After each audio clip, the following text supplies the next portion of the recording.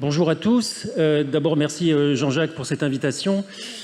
Dans ce lieu si prestigieux, en fait, Jean-Jacques Hublin souhaitait qu'on évoque la grotte de Cussac et ses dépôts de restes humains, mais il s'est adressé naturellement en premier à mes collègues anthropologues en charge de cette étude, et non pas à moi-même. Et Sébastien Villotte, CNRS résident à Bruxelles, et Sacha Kaki, CNRS résident à Bordeaux, ne étant indisponibles, c'est moi qui vous propose cette présentation, et ça expliquera que je lirai à un moment donné, je déteste faire ça, surtout pour des conférences en français, mais je lirai à un moment donné quelques notes. Alors la grotte de Cussac, tout à l'heure, dans la matinée, Bruno Moreil évoquait cette région bénie des dieux, donc ce sud-ouest de la France. Nous sommes dans une région assez classique, hein, le sud Périgord. Nous sommes au sud de la Dordogne, en rive gauche de cette rivière Dordogne, dans une petite vallée qui s'appelle le Bélingou, qui est affluente à côté de la Couze. Vous avez à l'écran 3 portraits de collègues, hélas disparus récemment et prématurément. Marc Deluc, l'inventeur de la grotte, dont on n'a pas suffisamment parlé parce qu'il n'a pas souhaité qu'on donne son nom à la grotte, contrairement à des équivalents ardéchois ou marseillais. Et donc finalement, elle est passée entre les mailles du filet médiatique, du fait d'une extrême discrétion et aussi de la politique du ministère de la Culture qui a joué la discrétion au moment de la découverte en 2000. Après, vous avez Lambert Oujoula qui était chargé des premières expertises et des travaux sur l'art pariétal, et Dominique-Henri Gambier, CNRS, expertise et en charge de l'étude anthropologique. Et moi-même, je dirige un collectif depuis 2009 qui fédère la recherche à Cussac, à peu près une quarantaine, entre 40 et 50 collègues des différentes disciplines. Invariablement, quand je présente Cussac, je propose toujours cette première diapositive avec des images proportionnelles par rapport à l'importance documentaire, la puissance de frappe documentaire de ce patrimoine, à savoir Cussac, c'est d'abord de l'art pariétal, beaucoup d'art pariétal, très spectaculaire, monumental, uniquement de la gravure, pas de la peinture, donc c'est un petit peu plus difficile d'accès.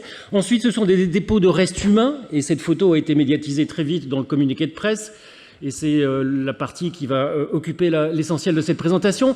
Mais Cussac, c'est également 1,6 km de galerie, c'est très long, 1,6 km sous terre, une galerie qui est très riche en restes en tout genre, empreintes, griffades, griffures, dépôts de matières colorantes, marques, traces, empreintes de pas, empreintes de pieds, et je n'évoquerai malheureusement pas, faute de temps, cet aspect de la documentation.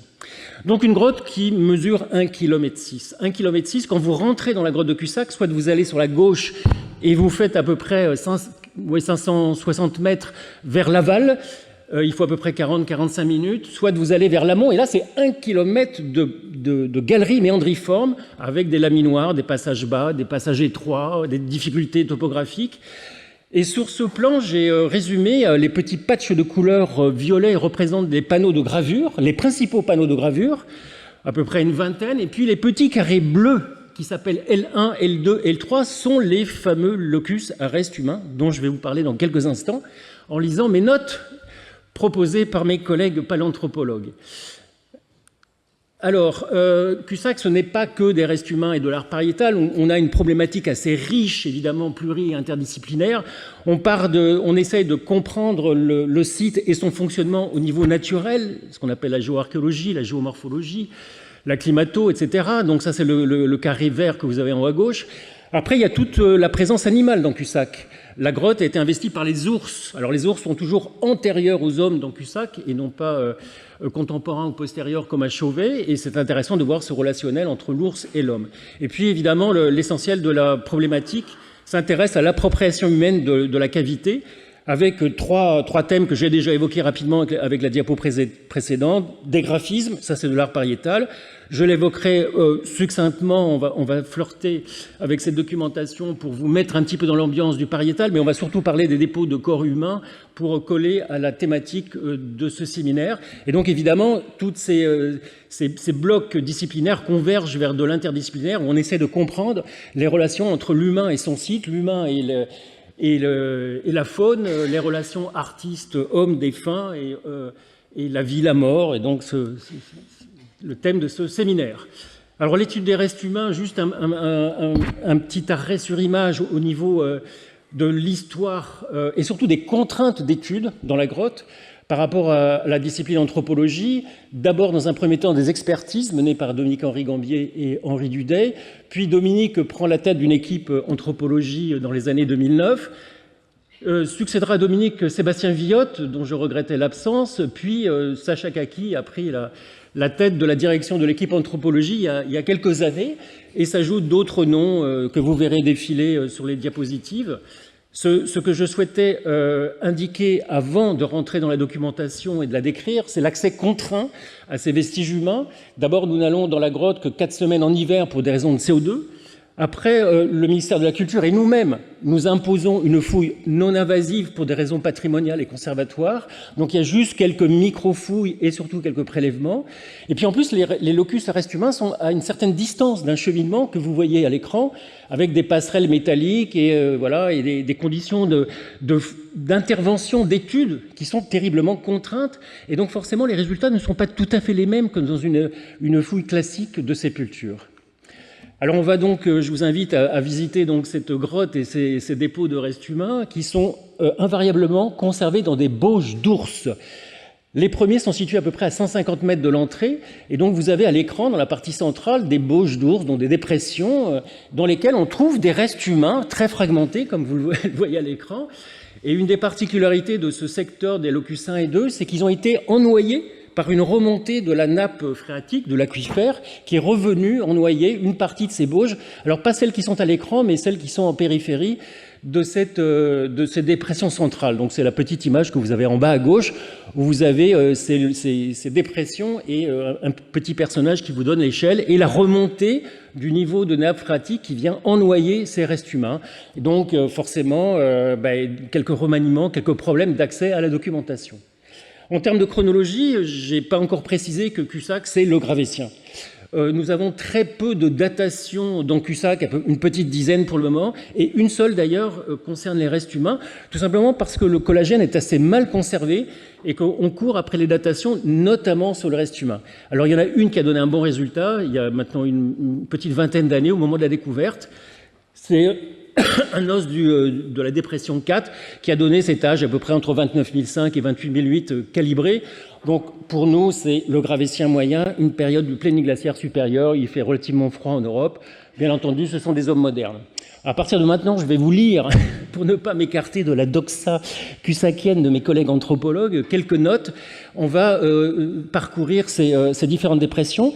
Donc ça, c'est la première, celle qu'on appelle la D2 du locus 1, qui correspond à une bauge d'ours avec au centre bien circonscrit des os humains, mais sans cohérence anatomique, et autour de la map un espace périphérique qui ne présente aucun vestige. Vous verrez, ça a une certaine importance pour l'interprétation.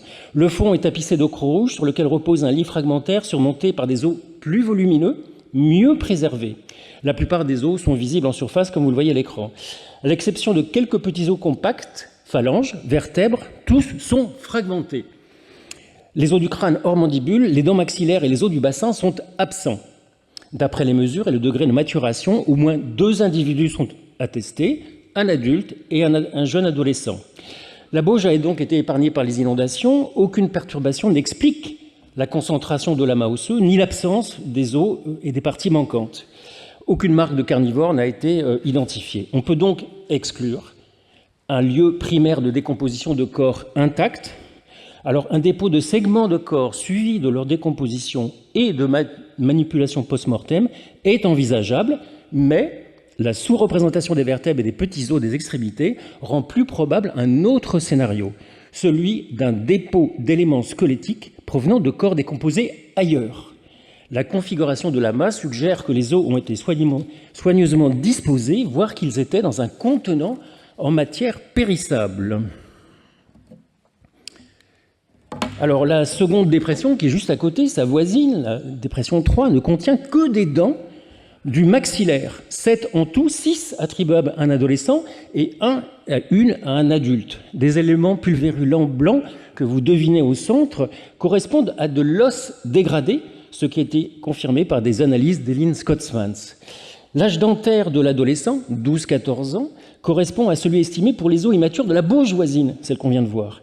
Et l'usure de la dent d'adulte est également compatible avec celle de la mandibule de cette même dépression voisine. Compte tenu d'une conservation plutôt bonne, on peut donc exclure que les crânes ont disparu en raison de leur seule dégradation. Cette dépression étant considérée comme sa voisine au-dessus de la ligne d'inondation maximale, les eaux n'ont pas pu être emportées par ruissellement. Les dents de cette bauge représenteraient alors les restes de 2 crânes isolés en relation avec la dépression voisine. Les crânes auraient été déplacés après avoir été séparés de leurs vertèbres et mandibules, donc extraits après la dégradation des alvéoles dentaires et la chute des dents, ce qui suggère au moins 2 étapes de manipulation. D'abord le dépôt des crânes avec leurs dents maxillaires, puis le prélèvement des crânes sans les dents, déchaussés et restés in situ. C'est l'image que vous avez à droite de la reconstitution publiée en 2020. On en vient à la plus spectaculaire, le fameux locus 2, la dépression 1 du locus 2, c'est la plus grande des bauges. On y relève une cinquantaine d'éléments squelettiques, désarticulés, quasi complets, assez bien conservés, attribuables à un seul individu. Alors les os sont recouverts, comme vous le voyez sur la photo, d'une pellicule de limon argileux suite à 6 épisodes d'ennoiement. La désarticulation et le réarrangement des os par rapport à leur position d'origine résultent d'un affaissement gravitaire après décomposition du corps, des chairs, puis de leur déplacement par flottaison, mais assez léger quand même. Alors, l'organisation des os et une connexion anatomique que vous avez en haut à gauche, cerclée de blanc, permet de restituer la position d'origine du corps, un individu déposé sur le ventre, ce qui est un fait plutôt rarissime pour la chronique paléolithique. L'examen anthropologique virtuel mené par Pierre Guillaumard, couplé à l'étude de terrain, a révélé qu'il s'agissait d'un sujet masculin, adulte, de très petite taille. C'est même le plus petit de tous les Gravétiens d'Europe. À l'écran, vous avez la restitution faciale due à Pierre Guillaumard via le logiciel TIFMI. La pigmentation, la pilosité, évidemment, sont dues à la liberté de la graphiste Sarah Ferruglio. Alors on va venir à la dépression, le locus 3, qui est un petit peu plus compliqué, un petit peu complexe. Alors il présente un intérêt, c'est d'être à 245 mètres de l'entrée, ce qui n'est pas rien pour déplacer des corps. Il correspond à plusieurs concentrations qui sont principalement sur une plateforme entourée de massifs stalagmitiques, des dépressions, de bauges, et puis sur les pentes en contrebas et aussi au sol, le tout dominé par, c'est intéressant, par quelques gravures très simples. Un couple de mammouths sur la gauche, vous n'en avez qu'un seul, et puis un animal acéphale à bosse, probablement un mégacéros. Ceux qui connaissent un peu le graphisme gravétien auront reconnu quelques éléments. En fait, ce locus 3 est composé de plus d'une centaine d'éléments squelettiques qui appartiennent à au moins 3 individus, 2 adultes et un adolescent, d'après le nombre d'humérus droit. Les 2 dépôts de la plateforme supérieure sont les plus intéressants dans ce locus 3. Je vais rapidement les décrire. Ici, en arrière du massif stalagmitique, cela correspond à une accumulation circonscrite d'os qui repose aussi dans le fond d'une bauge d'ours, et des traces de pigments rouges apparaissent sous une couche de limon assez fin. Les restes des terriers proviennent tous de la partie inférieure du corps, bassin, cuisses, jambes, pieds, appartenant à au moins 2 individus, adultes cette fois-ci.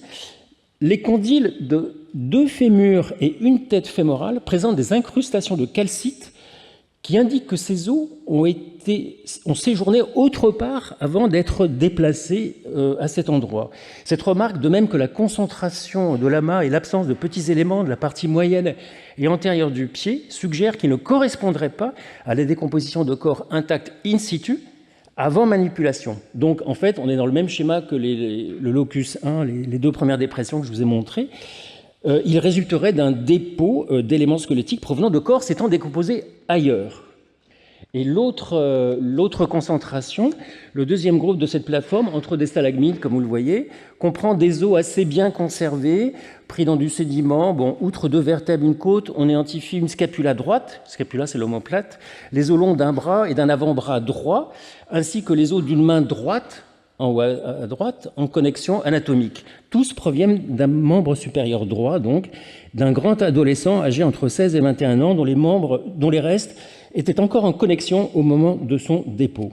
Alors il y a quelques os supplémentaires, la plupart fragmentés, qui complètent cet assemblage.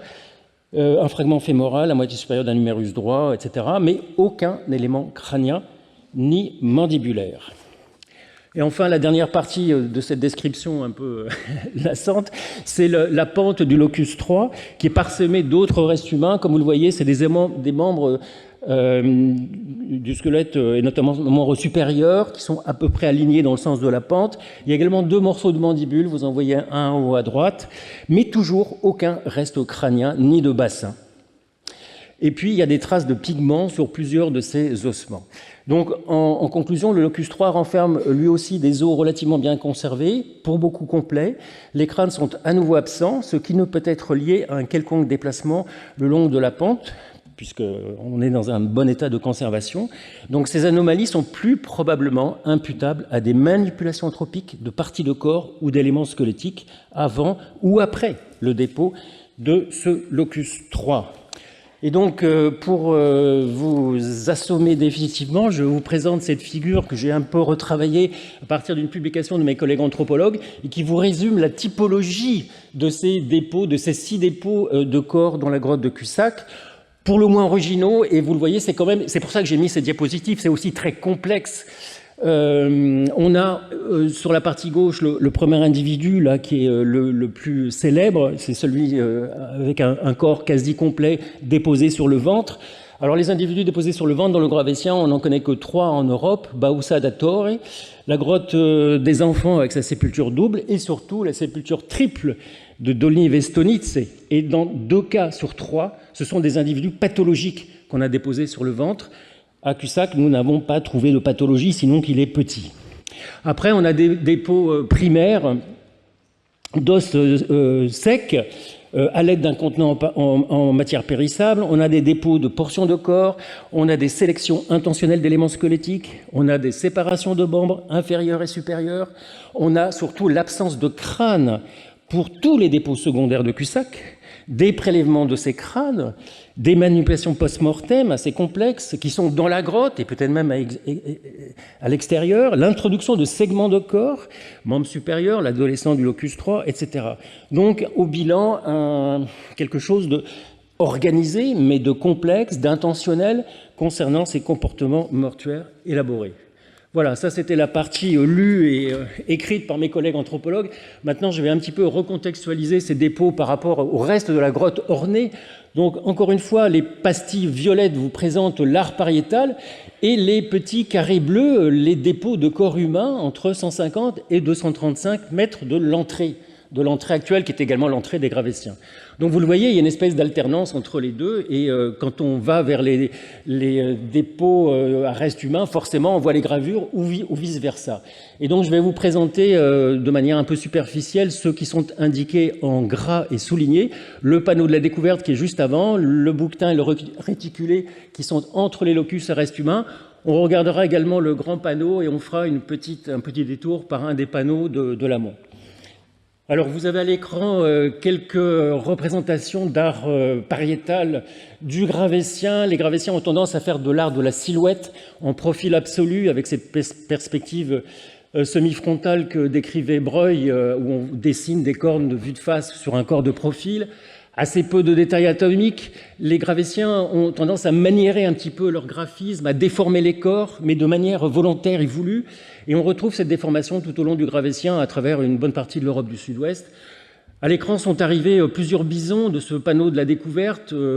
J'ai oublié de vous indiquer que c'était des panneaux qui sont plafonnants, qui sont assez difficiles à lire, et par contre, ils sont très monumentaux. 13 mètres, je vous ai mis des chiffres pour que vous vous rendiez compte. 13 mètres carrés, imaginez dans une pièce d'un appartement ce que 13 mètres carrés de gravure peuvent donner. C'est assez impressionnant la visite. La plupart des collègues sont impressionnés par le monumentalisme de ces gravures. Et sont arrivés à l'écran également des représentations de cervidés ou d'animaux un peu monstrueux qui échappent au genre ou à l'espèce. Entre les deux locus à restes humains, nous avons ce panneau, le panneau du bouquetin qui ne présente pas d'originalité, sinon quelques graphismes classiques du Gravettien, bison, cheval, avec les déformations que je viens d'indiquer, des mammouths enchevêtrés avec 2 silhouettes de mammouths enchevêtrées l'une dans l'autre. Là encore, art de la silhouette absolue, un mammouth un petit peu silhouetté rapidement, et puis l'autre qui est au contraire assez raide sur ses jambes. Et puis, je tenais à vous présenter, fût-ce rapidement, ce panneau du réticulé qui n'est pas très spectaculaire, qu'on voit assez bien parce qu'il est en fait en paroi et on passe juste à côté des gravures, mais il présente une particularité très intéressante, c'est que les hommes se sont appropriés des griffades animales d'ours pour réaliser leurs gravures. Et donc, à partir de griffades d'ours, ils ont complété ces griffades avec des gravures humaines. Et donc, vous avez par exemple ce signe réticulé, là, qui est moitié animal et moitié anthropique, et surtout les deux bisons qui ont récupéré des griffades d'ours qu'ils ont inclus à un profil animal qui est juste surligné par une silhouette, la partie haute du corps d'un bison. On en a plusieurs comme ça dans ce panneau du réticulé. Et Marie Descottes, qui est en thèse à Toulouse, travaille sur cette interface griffade-gravure, j'ai failli dire griffure, griffade-gravure, pour essayer justement de comprendre cette relation homme-animal. On suppose que les hommes ont compris que les animaux étaient passés avant eux. Alors, le grand panneau, c'est difficile d'évoquer Cussac sans voir ce grand panneau. Il est à 300 mètres de l'entrée. Il est vraiment immense, c'est 6 mètres par 10, c'est pratiquement aussi grand que l'écran, je pense, peut-être même un peu plus. Il est également plafonnant, c'est vraiment monumental et assez difficile à lire, en tout cas dans les conditions actuelles d'accès à ce panneau. Et vous le voyez, il y a des œuvres majeures. Les graviciens ont tendance à déformer un petit peu l'animal, mais de temps en temps, on a des splendeurs graphismes avec des astuces graphiques. Regardez comme la crinière a été évoquée. Donc moi, je suis assez admiratif de ces œuvres qui ont été réalisées pour être vues. La pariétaliste Valérie Ferruglio et Camille Bourdier nous indiquent que cet art a été conçu et nous avons fait des modélisations d'éclairage, d'accès, d'accessibilité, de visibilité pour démontrer que l'art a bien été fait pour être vu. Voilà, et donc ce grand panneau, si on commence à l'animer, voici ce que cela donne en termes de palimpseste. Et on a des représentations qui sont un petit peu plus détaillées, par exemple ce mammouth entièrement strié. Et ce mammouth entièrement strié est face, je ne sais pas si vous la voyez, il est face à une petite... Alors je ne sais plus quelle est... Non, c'est pas ça, je me suis trompé évidemment. C'est quoi? C'est ça? Non plus. Bon, c'est pas grave. Il m'avait montré le pointeur. Mais vous avez face à ce mammouth une petite représentation féminine de profil. Et en fait, cette association représentation féminine de profil mammouth est identifiée à 3 reprises sur ce grand panneau. Et ça nous rappelle étrangement un cas de figure décrit par Michel Lobe-Blanchet à la grotte du Pechmel que je vais évoquer dans quelques instants. Voilà, je ne vous ai pas mentionné le score de ce grand panneau très impressionnant, 22 bisons, 9 chevaux, 6 mammouths. Attention, ce n'est pas un mélange de figures, il y a une organisation avec un ordre. On a par exemple des chevaux qui ont été gravés en premier, puis ensuite on a décliné les bisons, ou vice-versa pour d'autres groupes. On a comme ça des cohérences topographiques du bestiaire qui a été gravé sur ce grand panneau. Et pour terminer cette évocation de l'art de Cussac, c'est très frustrant de ne parler de Cussac qu'avec 5-6 diapos, ces fameuses représentations féminines, la silhouette féminine est assez omniprésente dans la grotte, soit elle est associée à des panneaux où on a cette surcharge graphique de type palimpseste, soit elle est isolée. Ici, elle est isolée, on a 2 représentations qui sont isolées, mais elles sont face à une représentation de mammouth qui est pratiquement juste en face. Donc on a quand même une coïncidence topographique assez étonnante qui n'est certainement pas due au hasard. Et je vous indiquais que l'art de Cussac était celui du Périgord. Ben voilà, on ne peut pas terminer la présentation sans évoquer l'oie de Cussac. Je ne dis pas que les gravétiens ont inventé l'art du foie gras, mais c'est évidemment un graphisme qui interpelle beaucoup les autorités locales. Blague à part, elle est très impressionnante parce qu'elle fait presque 2 mètres de haut, elle est en paroi plafonnante et quand vous êtes dessus, l'animal vous domine. Et là aussi, vous pouvez admirer la qualité, la maîtrise du graphisme avec un seul trait. Un seul trait. Il n'y a pas eu de reprise sur ces graphismes. Voilà, pour conclure sur le bestiaire, bon, un bestiaire dominé par les bisons, à peu près un tiers, suivi par des animaux indéterminés ou étranges.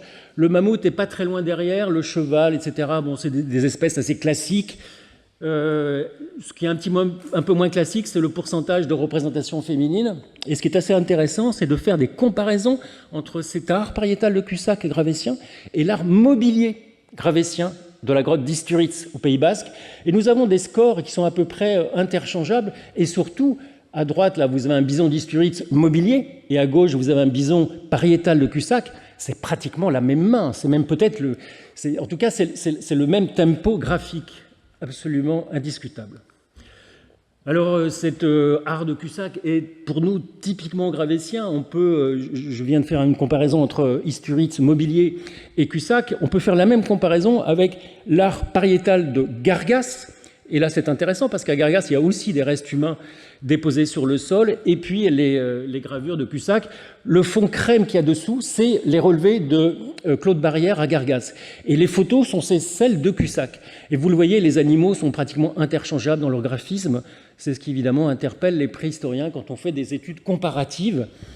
Et puis, j'évoquais cette thématique assez étrange de l'association entre figures, profils féminins, silhouettés de Cussac que vous avez en haut, et puis Pechmerle, où on a pratiquement les mêmes représentations, datées de la même période du Gravétien moyen, avec la même association, et par 3 fois avec le mammouth. Et évidemment, Michel Laure Blanchet a signalé ça, et l'a d'ailleurs interprété de manière assez magistrale dans un ouvrage paru il y a quelques années. Alors les 2 diapos de conclusion nous ramènent sur les dépôts de corps.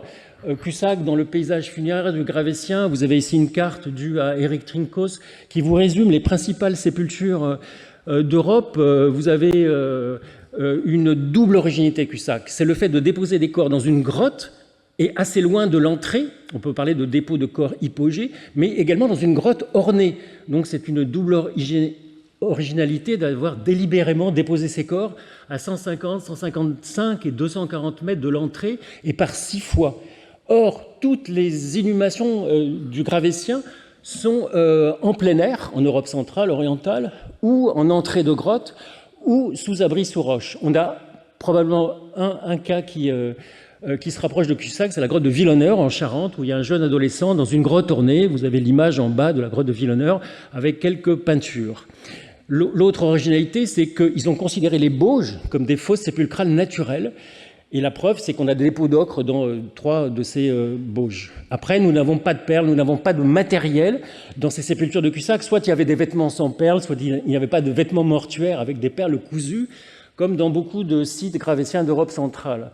Alors, la diversité des modes funéraires et sépulcraux existe au Gravétien, elle est même assez réputée. Des dépôts de corps à même le sol existent, et c'est même une spécialité du sud-ouest de la France, puisqu'en fait, l'abri de Cro-Magnon, le nom ne vous est pas inconnu, l'abri Pateau. Alors, Pateau, c'est un petit peu plus récent que Cussac, et Cro-Magnon, c'est un petit peu plus ancien, mais les deux sont dans un environnement géographique proche et relèvent du même Gravétien. Ce sont des dépôts de corps à même le sol, sans inhumation. Mais il y a 2 modalités qui, à Cussac, n'ont pas d'équivalent. C'est le fait d'avoir prélevé les crânes, qu'on n'a pas retrouvés, et un mélange délibéré de restes entre plusieurs individus. Donc, pour terminer, pour conclure ce rapide survol des originalités funéraires et pariétales de Cussac, on peut qualifier l'art pariétal de Cussac de monumental. Après, c'est un art social, c'est un art qui a été fait pour être vu, pour être partagé par une partie du groupe. Alors évidemment, il a été fait par des vivants et pour les vivants en tout cas. Alors tout à l'heure, ce matin, on a vu les présentations de nos collègues mythologues sur cette interface entre l'art pariétal et son origine mythologique. Je crois qu'on ne prend pas beaucoup de risques à dire que nous avons des éléments de mythème, des fragments de mythème dans la grotte de Cussac, et je n'ai pas trafiqué ma diapositive après la présentation de Jean-Loïc Lequelec ce matin. Il y a longtemps que nous disons ça pour Cussac. Après, on tire quelques fils de ces mythèmes. L'association animal-humain et un humain plutôt féminisé est assez prégnante, interpelle. Et donc, évidemment, après, on enfonce des portes ouvertes comme la notion de la vie, de la renaissance, de la reproduction, quand on commence à étudier un petit peu cet art pariétal. Quant aux dépôts sépulcraux, évidemment, c'est le monde de la mort. Mais attention, un monde de la mort pratiqué par des vivants, parce que pour déposer des corps morts dans la grotte, il faut être vivant. Donc on a cette ambiguïté assez étonnante entre ce monde des morts qui pénètre la grotte, mais qui est pratiqué par des vivants. Et on a eu des allusions intéressantes par rapport à ces notions en fin de matinée. Nous sommes en contexte d'hypogée, on amène des corps de défunts, mais dans un espace qui est consacré à la vie artistique et à la vie mythologique répertoriée sur la paroi. Donc voilà, là aussi on peut parler d'une espèce de télescopage entre le monde de la mort et le monde de la Renaissance, avec le choix qui n'est pas anodin de la grotte pour y déposer ses défunts. Et donc ce petit encart à droite, la Cussac, vie, art et mort aux Gravétiens, est extrait d'une monographie que nous avons publiée en 2020 et qui est hélas épuisée et qui colle assez bien au thème du séminaire de ce jour. Voilà, je vous remercie pour votre attention. Si vous êtes un petit peu plus... J'ai presque fini. Si vous êtes un petit peu plus intéressé par des contributions scientifiques, il y a matière. Vous pouvez surfer sur le net et trouver tout ça.